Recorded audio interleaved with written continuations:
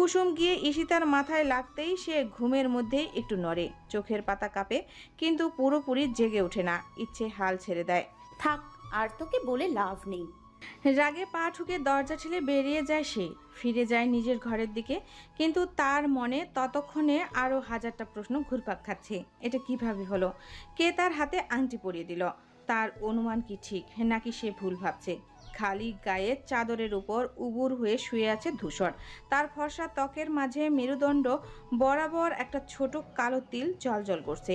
ধূসর নিঃশ্বাস নিচ্ছে ধীর গতিতে, যেন কোনো গভীর চিন্তায় নিমগ্ন। ইচ্ছে দরজার সামনে থমকে দাঁড়ায়। প্রথমে লজ্জা, তারপর বিস্ময় তার মুখে ফুটে ওঠে। মালা হয়তো একটু আগে বেডটি দিয়ে গেছে, তাই দরজাটা ভালো করে লাগানো হয়নি। আর তার এই ফাঁক দিয়ে ইচ্ছে এমন দৃশ্য দেখে ফেলেছে। সে দ্রুত চোখ সরিয়ে নেয়, কিন্তু মাথার মধ্যে দৃশ্যটা আটকে যায়। ধূসরের নির্বাক শান্ত মুখ আর মেরুদণ্ডের কাছে সেই ছোট্ট তিল অদ্ভুতভাবে ইচ্ছের মনে গেঁথে যায়। আমি এখানে কি করছি? নিজেকে ধমক দিয়ে দ্রুত দৌড় দেয় নিজের ঘরে। বুক ধুকভুক করছে, গাল লাল হয়ে গেছে লজ্জায়, অসুস্থতায়। এতদিনে চুপচাপ থাকা ইচ্ছে যেন আবার প্রাণ ফিরে পেয়েছে। নিজের ঘরের দরজা বন্ধ করেই বিছানায় লাফিয়ে পড়ে সে। এসব কি দেখলাম? বালিশে মুখ গুজে ফেলে। অন্যদিকে ধূসর নিঃশব্দে বাথরুমের ভেতর দাঁড়িয়ে আছে। মাথার উপর শাওয়ার থেকে টুপটাপ করে ঠান্ডা পানি পড়ছে তার খালি শরীরের উপর। পুরো শরীর ভিজে চকচক করছে পানির ধারায়। তার মেদহীন শক্তপোক্ত পেশিগুলো আরও স্পষ্ট হয়ে উঠেছে। ঘরের হালকা সাদা আলোয় পানির ফোঁটাগুলো তার ত্বকে মুক্তোর মতো চকচক করছে, কিন্তু তার চোখে এক ধরনের অদ্ভুত শূন্যতা। দু হাত দেওয়ালের উপর ঠেকানো, আঙ্গুলগুলো শক্ত করে চেপে আছে, যেন ভারসাম্য ধরে রাখার চেষ্টা করছে। পানির ধারা ধীরে ধীরে তার অ্যাবস বরাবর নেমে আসছে, উঁচু নিচু বর্ণিল রেখার মতো গড়িয়ে পড়ছে নিচের দিকে। পায়ের পাতার উপর পানি জমে, তারপর ছোট ছোট স্রোতের মতো বয়ে যাচ্ছে মেঝের দিকে। তার ফর্সা ত্বকের উপর দিয়ে পানি গড়িয়ে পড়ার দৃশ্য যেন কোনো শিল্পীর নিখুঁত তুলির আচরণে। ভেজা চুল এলোমেলো করে ছোট ছোট ঢেউ তুলছে কপালের উপর। পানির ঝাপটায় চোখ পড়লেও ধূসর যেন তা অনুভব করছে না। গভীর কোনো চিন্তায় নিমগ্ন হয়ে আছে। দীর্ঘ নিঃশ্বাস ছাড়ে মাঝে মাঝে, যেন শাওয়ারের পানি শুধু শরীর নয়, মনকেও ধুয়ে দিক। কিন্তু কিছু অনুভূতি কি এত সহজে ধুয়ে যায়? হঠাৎ সে চোখ বন্ধ করে, পানির প্রবাহের নিচে মুখ তুলে ধরে, কিছুক্ষণ দাঁড়িয়ে থাকে, যেন নিজের ভেতরের তোলপাড় করা ভাবনাগুলোকে থামানোর চেষ্টা করছে। কিন্তু যতই পানি পড়ে, কিছু স্মৃতি আরও গভীর হয়ে মনের ভেতর গেঁথে যায়। বাষ্প ভরা বাতাস, শাওয়ারের পানি গড়িয়ে পড়ার এক ঘয়ে শব্দ একাকিত্ব বাড়িয়ে দিচ্ছে। ধূসর জানে এই ঠান্ডা পানি হয়তো শরীরের ক্লান্তি মুছতে পারবে, কিন্তু মনের এই অস্থিরতা, এক অজানা অনুভূতির ভাব, এটা ধুয়ে ফেলা কি এত সহজ? ধূসরের অজান্তেই একের পর এক কল আসছিল তার ফোনে, এবং সেগুলি আসছিল অদ্ভুত নাম্বার থেকে, কখনো সেভ করা, কখনো বা আনসেভ। ফোনের স্ক্রিনে বারবার ভেসে উঠছিল ফটো, ভিডিও এবং কিছু ডকুমেন্ট। প্রতিটি পপ আপ আরও বিভ্রান্ত করছিল যখন বোঝা যায় নাম্বারগুলো বাহিরের দেশের। ইচ্ছে আপন মনে বই পড়ছিল। হঠাৎ দরজা ধাক্কিয়ে ঈশিতা দৌড়ে ঢুকে পড়ে, মুখে তীব্র উত্তেজনা, চোখে একরকম উন্মাদনা। গেস হোয়াট, আমি প্রেমে পড়েছি বলে চিৎকার করলো ঈশিতা। ইচ্ছে ধীরে ধীরে বই বন্ধ করলো, ঠান্ডা গলায় বলল, এগেইন। ঈশিতা এক ঝটকায় ইচ্ছের পাশে বসে পড়ে, ফোনটা শক্ত করে ধরে রেখেছে, যেন কোনো গুপ্তধন পেয়েছে। ইচ্ছে তার অতি চেনা বোনের অভিব্যক্তি দেখে বোঝার চেষ্টা করলো এবার কোন কাল্পনিক পুরুষের প্রেমে পড়েছে সে। একটু চুপ থেকে ঈশিতা নাটকীয় কণ্ঠে বলল, দিস টাইম ইজ রিয়েল। ইচ্ছের চোখ ঘুরিয়ে বলল, হ্যাঁ হ্যাঁ হ্যাঁ, আগের বারের মতো যখন তুমি ভেবেছিলে এডওয়ার্ড ক্লনকে বিয়ে করবে, তারপর যখন তুমি ড্যামনের প্রেমে পড়লে, তারপর যখন তুমি হেনরি ক্যাভিলকে দেখে বললে তুমি সুপারম্যানের বউ হবে। ঈশিতা রাগান্বিত ভঙ্গিতে বলে, শাট আপ, এবার আমি সিরিয়াস। তারপর উত্তেজনায় ফোন স্ক্রিনের স্ক্রল করতে করতে এক মুহূর্তের সময় নিল এবং বিজয়ী ভঙ্গিতে বলল, তোর মনোরঞ্জনের জন্য প্রেজেন্টিং মাই আলটিমেট লাভ মিচেল মররনি। তারপর এক ঝটকায় ফোনটা ইচ্ছের মুখের সামনে এনে ধরল। স্ক্রিনে মাইকেল মোরনের একটি ইনস্টাগ্রাম রিল চলছে, সুপরিকল্পিতভাবে তৈরি একটি ভিডিও যেখানে তিনি ধীরে সুস্থে তাকাচ্ছে, চুলে হাত দিচ্ছে, ক্যামেরার দিকে হালকা হাসছে। তার চোখে সেই গা ছমছম মায়া যেটা কোটি কোটি ভক্তকে তার প্রেমে ফেলেছে। ঈশিতা তখন পুরো অন্য জগতে এক দৃষ্টিতে স্ক্রিনের দিকে তাকিয়ে আছে। তারপর ভিডিওর ব্যাকগ্রাউন্ড মিউজিকের সঙ্গে তাল মিলিয়ে চিৎকার করে উঠল। I'm single because apparently the only good men are fictional. ইচ্ছে বিরক্ত হয়ে বলল। ইসি, এটা তো কোনো নতুন কথা না, তোর সব ক্রাশ। ঈশিতা ফোনটা বুকে জড়িয়ে ধরে স্বপ্নময় চোখে। No, no, no. This time is different. তার চাহনি দেখেছিস? তার গলার গভীরতা শুনেছিস? উফ, বাস্তবে এমন কেউ যদি থাকতো আমার। ঈশিতা বিছানায় গড়াগড়ি খেতে শুরু করে আর ফোনে বারবার একই ভিডিও চালিয়ে দেখতে থাকে। ইচ্ছে এক দৃষ্টিতে তাকিয়ে রইল, তারপর মাথা ঝাঁকিয়ে নিজের বই খুলে বিড়বিড় করে বলে, হোপলেস রোম্যান্টিক। ঈশিতা তখনও আপন মনে বলে যাচ্ছে, এইবার আমি মিচেলকে ম্যারি করব, ঠিক করেছি। ইচ্ছে ঠান্ডা স্বরে বলল, he does not even know you exact. Ishita এক মুহূর্ত চুপ করে রইল, তারপর হতাশভাবে বলল, true, but a girl can dream. তারপর আবার ভিডিও চালিয়ে নিজেকে হারিয়ে ফেলল মাইকেল মোরনের মোহে। ঈশিতা হুট করে ফোনটা নামিয়ে ইচ্ছের দিকে তাকিয়ে রহস্যময় কণ্ঠে বলল, শোনিচ্ছে, আমি ভেবেছি তোকে আমি অন্য কোনো সেলিব্রিটির সাথে বিয়ে দেব। ইচ্ছে বই থেকে চোখ সরিয়ে ঈশিতার দিকে তাকালো, যেন এই কথার জন্য একদম প্রস্তুত ছিল না। কিছুক্ষণ তাকিয়ে থেকে অবশেষে বিরক্ত গলায় বলল, তোর মাথা ঠিক আছে? ঈশিতা তার কথার কোনো গুরুত্ব না দিয়ে নিজের প্ল্যান ঘোষণা করতে লাগে। শোন, তোর জন্য আমি একদম হ্যান্ডসাম, সুদর্শন, ট্যালেন্টেড, সিনেমার মতো ড্রিমিং এক বর খুঁজে বের করব। ইচ্ছে এবার চোখ কুঁচকে বলল, ধরলাম তুই আমার ম্যাচ মেকার, কিন্তু প্রশ্ন হলো কে এই দুর্ভাগা? ঈশিতা উত্তেজিতভাবে ফোন স্ক্রল করতে করতে বলে, ওয়েট ওয়েট ওয়েট, আমি তো একটা লিস্ট বানিয়েছি। ও গড, ইসি প্লিজ না। ঈশিতা তখন খুব গুরুত্ব সহকারে তালিকা পড়তে শুরু করে, যেন অনেক মহৎ কাজ। Option 1, Chris Evan, she is Captain America, তোর পুরো জীবনের নিরাপত্তা নিশ্চিত। Option 2, Timothy Chalamet, artistic vibe, soft boy energy, তুই নিশ্চয়ই তার কবিতা শুনে প্রেমে পড়ে যাবি। অপশন 3, হেনরি ক্যাভিল, উফ, তোর তো সুপারম্যান লাগবে, plus his player the Witcher, bonus point. ইচ্ছে মাথা নাড়িয়ে, দেখ ইসি, আমি সত্যি অ্যাপ্রিসিয়েট করি যে তুই আমার ভবিষ্যৎ নিয়ে এত চিন্তিত, বাট রিয়েলিটি চেক, তারা কেউ আমাকে চেনে না, আর তুই যা ভাবছিস তা কখনো সম্ভব না। ঈশিতার দমে না গিয়ে চোখ ছোট করে বলে ফেলে, তুই কি বলতে চাস? আমি মিথ্যে স্বপ্ন দেখছি?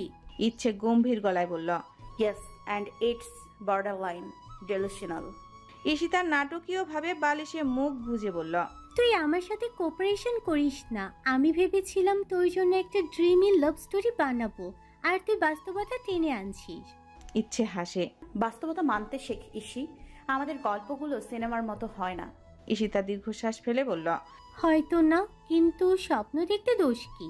তারপর সে আবার ফোনের চোখ আটকালো, যেন নতুন কোনো সেলিব্রিটির খোঁজ করছে ইচ্ছের জন্য। কিছুক্ষণ বাদে মালা খাবার জন্য ডাকতে আসে ঈশিতা, আর ইচ্ছে আলসেমিভাবে গড়াতে গড়াতে নিচে নামতে লাগে। ঈশিতা তখনও ফোন হাতে নিয়ে স্ক্রল করছে। শোন, আমি ঠিক করেছি, যদি তোর জন্য কোনো হিরো না পাই তবে তুই সিঙ্গেলই থাকবি। ইচ্ছে বিরক্ত হয়ে বলল, উফ, এবার থামবি, চল খেয়ে আসি। কিন্তু সিঁড়ির মাঝপথে এসে ইচ্ছে হঠাৎ থমকে গেল। বুক ধুকভুক করে উঠে যেন কিছু একটা ভুল হয়ে গেছে। সামনের ডাইনিং টেবিলে বসে আছে ধূসর, একেবারে নিখুঁত এক ফর্মাল গেটআপে, গাঢ় নীল শার্ট, কালো প্যান্ট, হাতের রোলেক্সের ঘড়ি, স্টাফ ঝলমল করছে আলোয়। এতক্ষণ যাকে শুধু সাধারণ শার্ট প্যান্টে দেখেছে, আজ সে যেন অন্য কেউ। হলিউড হিরোদের থেকে কোনো অংশে কম লাগছে না তাকে। এলিগ্যান্ট, ক্যারিসমেটিক, এমন একটা আভা যার দিকে না তাকিয়ে থাকা অসম্ভব।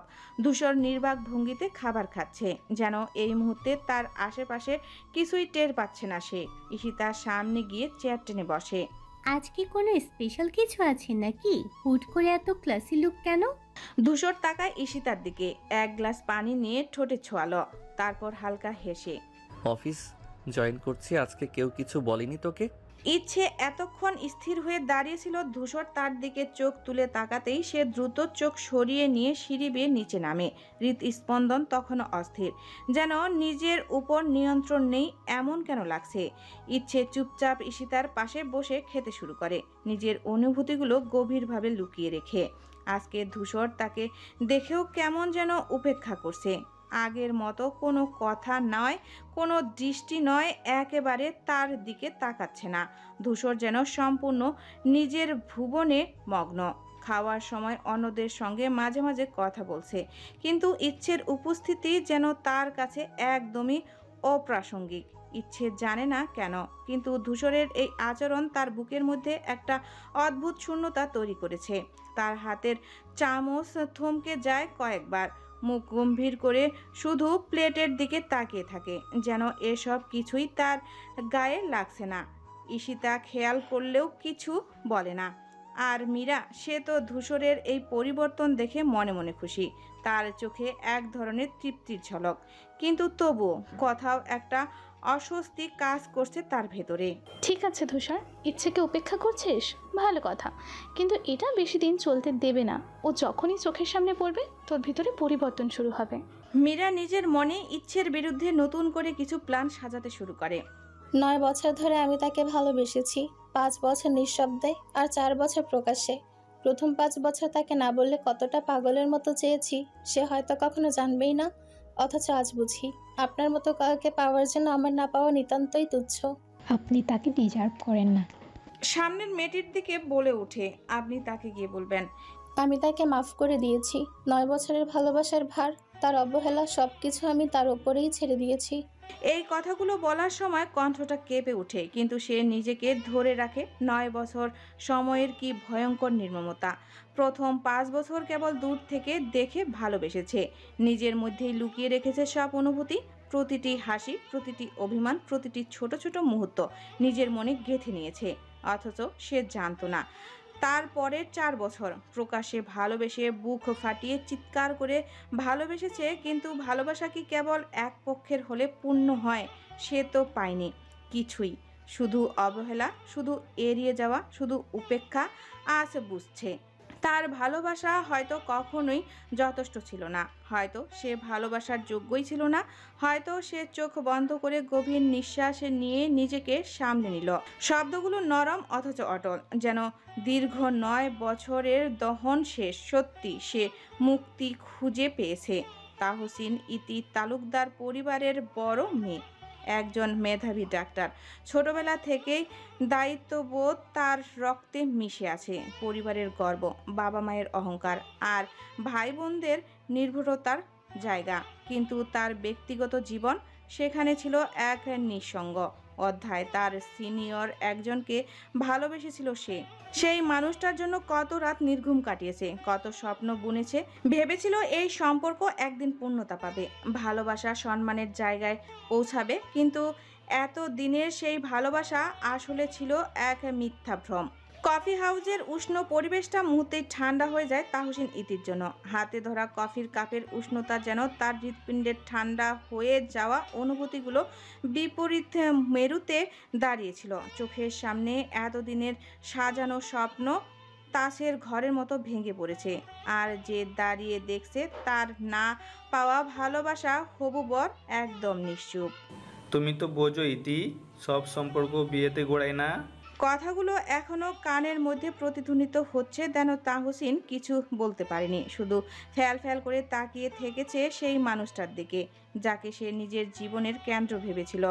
আজ বুঝলো সে শুধু এক পাশে দাঁড়িয়ে থাকা একটা ছায়া ছিল, যার অস্তিত্বের প্রয়োজন কখনো ছিল না, চোখের কোণে গরম অশ্রু জমতে শুরু করে, কিন্তু নিজেকে শক্ত রাখার বৃথা চেষ্টা করে আর পারেনি। অঝরে কাঁদতে কাঁদতে কফি হাউস থেকে বেরিয়ে আসে ইতি। চারপাশে ব্যস্ত শহর, গাড়ির শব্দ, মানুষের কোলাহল। কেউ তার যন্ত্রণা কিছু জানে না, বুঝেও না। ঠান্ডা বাতাস তার কাঁপতে থাকা শরীরে রাখছে, কিন্তু তার চেয়ে বেশি কাঁপছে তার হৃদয়।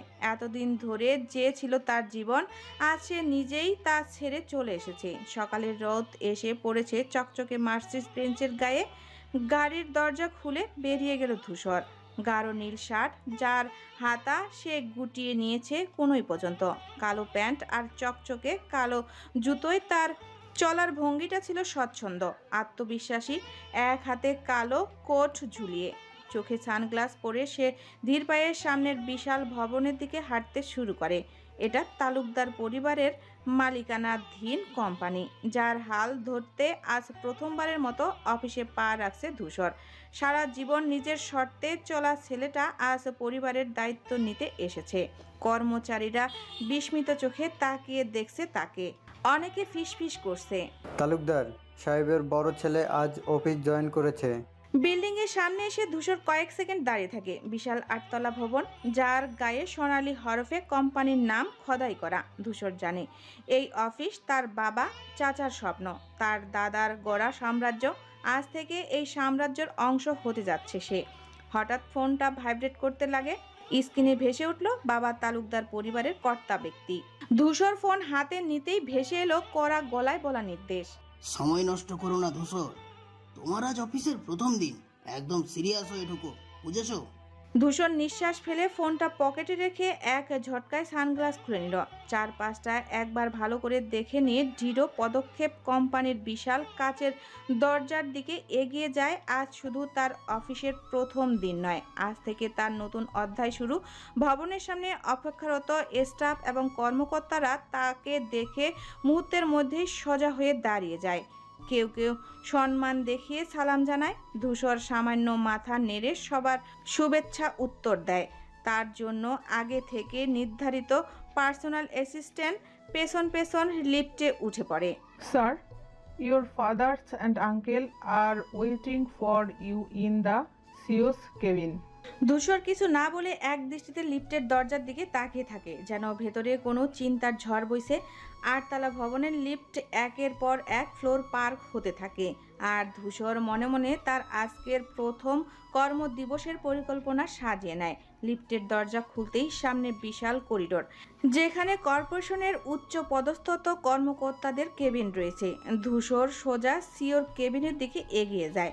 দরজা ঠেলে ভেতরে ঢুকেই চোখে পড়ে তার বাবা ইয়ানের তালুকদার এবং চাচা রফিক তালুকদার টেবিলের ওপাশে বসে আছেন। এসেছি ধূসর বস। রফিক তালুকদার সামান্য হাসলেন। ধূসর সামান্য মাথা ঝুঁকিয়ে সম্মান জানিয়ে সোজা বসে পড়ে।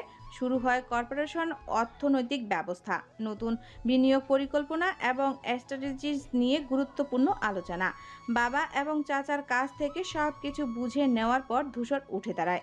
সেখান থেকে বেরিয়ে নিজের নির্ধারিত কেবিনের দিকে এগিয়ে যায়। কর্পোরেশনের অন্যতম বড় কেবিন এটি। এক দিক দিয়ে সম্পূর্ণ কাচের জানালা, সেখান থেকে পুরো শহর দেখা যায়।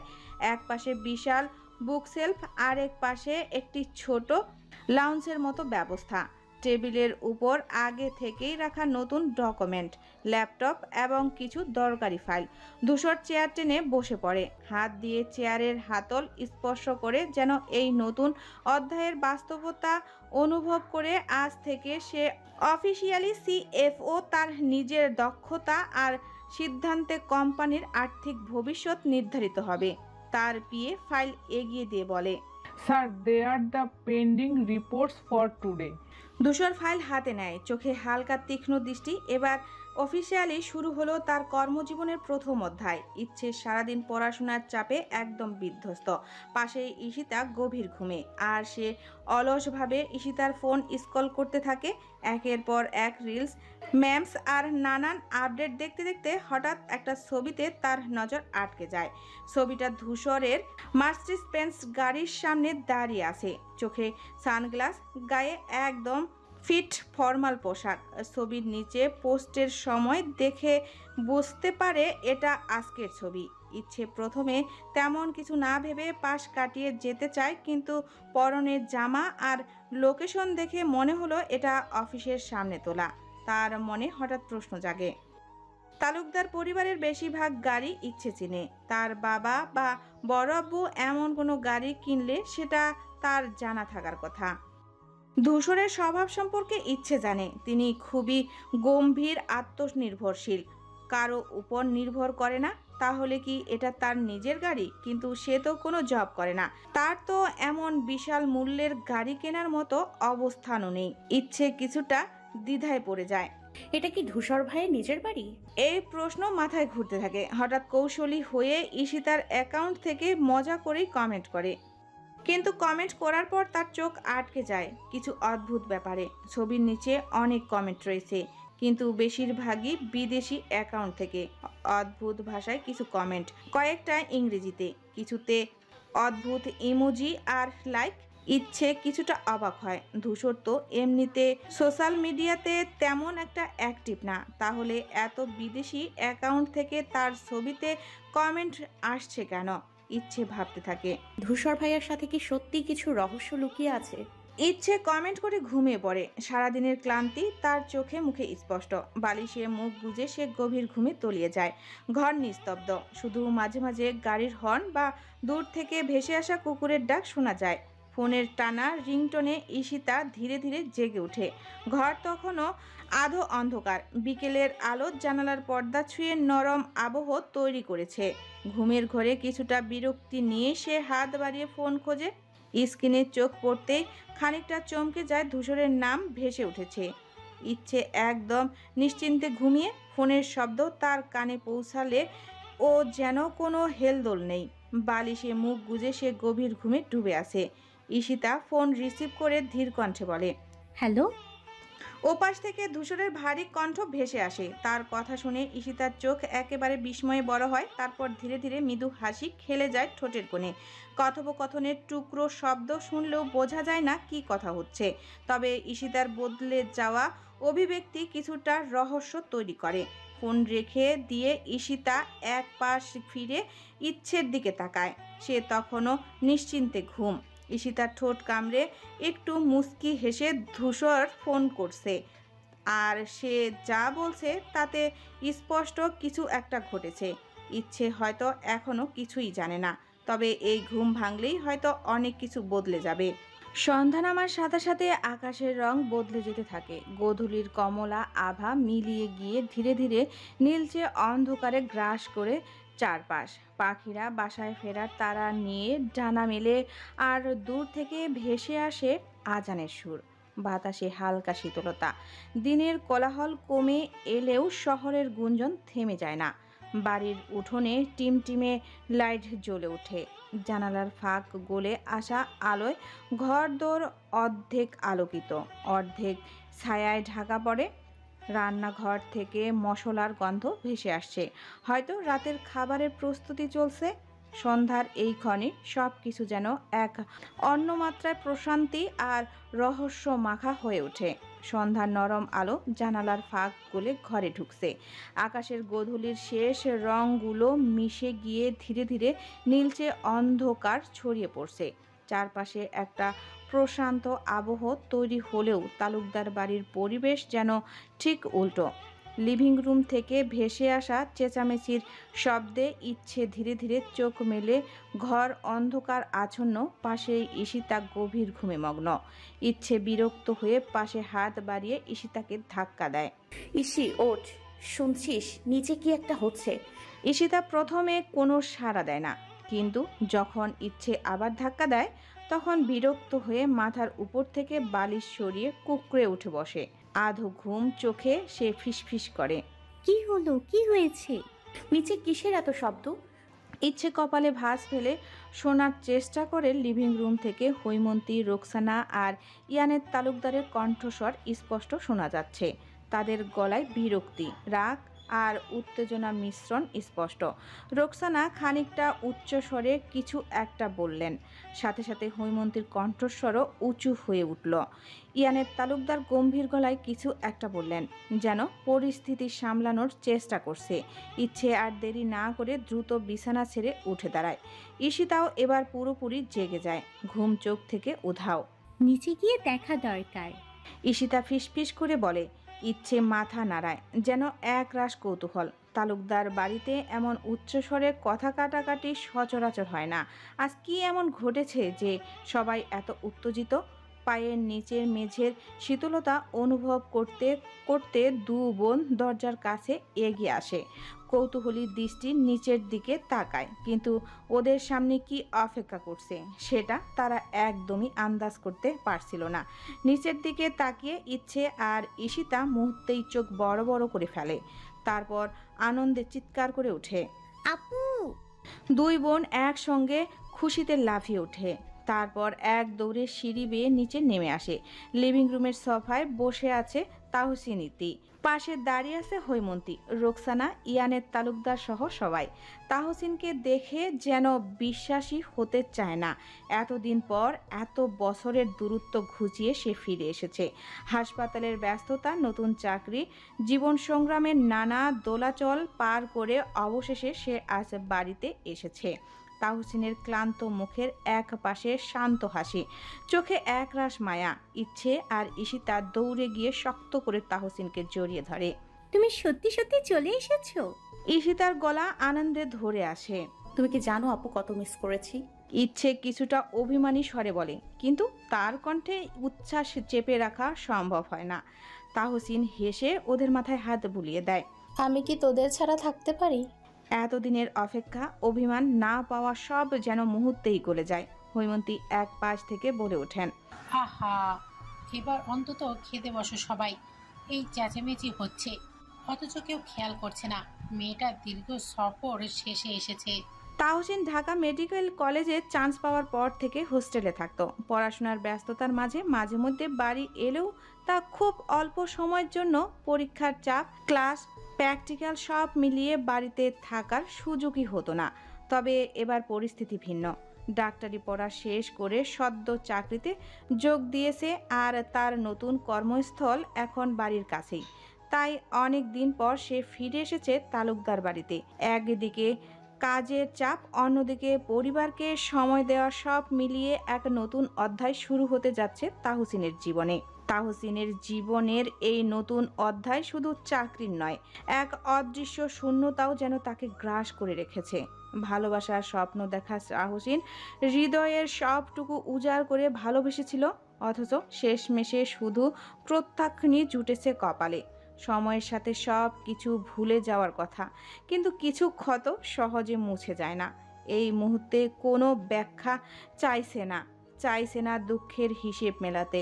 শুধু পরিবারের ভালোবাসার উষ্ণতায় দরকার তার, যেখানে সে নিজের ভেঙে পড়া অস্তিত্বটা আবার জোড়া লাগাতে পারবে। তালুকদার বাড়ির চেনা পরিবেশ, আপনজনদের স্নেহ, সব মিলিয়ে সে বুঝতে পারছে হয়তো এখন তার সবচেয়ে বেশি প্রয়োজন পরিবারকেই। এমন সময় রোকসানা হাসতে হাসতে বলেন, আজ রান্নার দায়িত্ব আমার ছিল, তাই তোদের প্রিয় সব রান্না করেছি, তাড়াতাড়ি আয়। তাহসিন হাসি মুখে মাথা নাড়ল, আর ইচ্ছে ও ঈশিতা একসঙ্গে খুশিতে হাততালি দিয়ে বলে, আজ তাহলে জমবে। ঘরের মধ্যে মৃদু আলো, ভারী পর্দায় ঢাকা, জানালা দিয়ে আসা হালকা বাতাসে একটু দম বন্ধ পরিবেশ তৈরি হয়েছে। মীরা এক পাশে দাঁড়িয়ে চোখ মুছছে, মুখে হতাশার ছাপ স্পষ্ট। অপরদিকে মারিয়া খান ঠান্ডা চোখে মেয়ের কান্না দেখছে। ভেতরে ভেতরে মনের গুছিয়ে নিচ্ছেন কিভাবে পরিস্থিতিকে নিজের পক্ষে আনা যায়। মা, তুমি কিছু একটা করো, আমি ধূসরকে চাই, ওকে ছাড়া আমি বাঁচবো না। মীরা ফুপিয়ে ওঠে, কাপা কাপা কণ্ঠে কথা বলতে বলতে একরকম অনুনয় করছে মায়ের কাছে। মারিয়া খান ধীর স্থির স্বরে বলেন, কান্না করে লাভ নেই, জিততে হলে মাথা ঠান্ডা রাখতে হয়। তিনি জানেন ধূসর শুধুই সুদর্শন নয়, সে তালুকদার পরিবারের ভবিষ্যৎ কর্ণধার। মেয়ে যদি তার বউ হয় তাহলে ক্ষমতা একদম হাতের মুঠোয় চলে আসবে। মীরা হতাশা কণ্ঠে বলল, কিন্তু মা, ওই ইচ্ছে সব নষ্ট করে দেবে। ধূসর যদি ওর দিকে একটু ঝুঁকে যায়। মারিয়া খান ঠোঁট চেপে ধরে একটু হাসলেন, যেন আগেই সব ভেবে রেখেছেন। ওসব আমাকে দেখতে দাও। ইচ্ছে কি রাস্তা থেকে সরানো হবে ঠিকই, কিন্তু ধূসরকে তোমার হাতে আনতে হবে বুদ্ধি দিয়ে। মীরার চোখে অদ্ভুত এক আলো জ্বলে উঠল, আর মারিয়ার ঠোঁটের কোণে একটা আত্মবিশ্বাসী হাসি। এ লড়াই সহজ হবে না, কিন্তু তারা দুজনেই জানে জিততে হলে সব কিছুই করা যায়। রাতের নরম আলো হাওয়ায় বারান্দার পর্দা একটু একটু নড়ে ওঠে। তাহসিন বারান্দার হাতল ধরে দাঁড়িয়েছিল, চোখ তার দূরের শহরের আলোয় আটকে আছে। রাস্তার ব্যস্ততা, গাড়ির হর্ন, মানুষের কোলাহল সব মিলিয়ে একটা অদ্ভুত শূন্যতা যেন রাতের নীরবতার সঙ্গে মিশে আছে। হাতের মোবাইলটা ভাইব্রেট করে তাহসিন চোখ নামিয়ে দেখে অর্ণবের মেসেজ। ছেলেটি এক সময় তার জন্য পাগল ছিল, এখনো হয়তো আছে, কিন্তু তাহসিন কখনো সেভাবে পাত্তা দেয়নি। কিছু সম্পর্ক কখনোই সমান্তরালে চলে না, এক পক্ষ আগায় অন্য পক্ষ পিছিয়ে থাকে। কেমন আছো? অর্ণবের মেসেজটা ছোট, কিন্তু যেন অনেক কথা লুকিয়ে আছে। তাহসিন মেসেজটা পড়ে রেখে দেয়। রিপ্লাই করার ইচ্ছেও নেই, প্রয়োজনও নেই, অথচ মনে হলো এমন কতজনকেই তো সে অবহেলা করেছে, যেমন করে আজ নিজেও অবহেলিত। দুনিয়াটা এমনই, যাকে আমরা ভালোবাসি সে আমাদের অবহেলা করে, আর যে আমাদের ভালোবাসে তার দিকে ফিরেও তাকাই না।